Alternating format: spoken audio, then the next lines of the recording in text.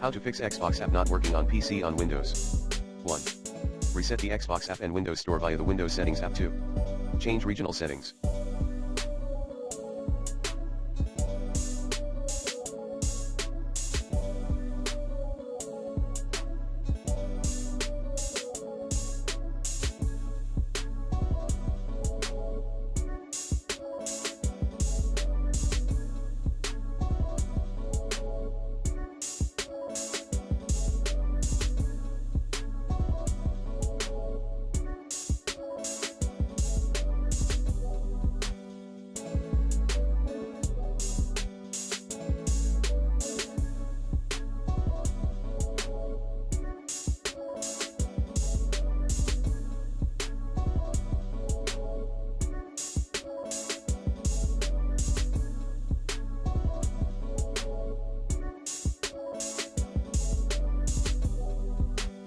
3.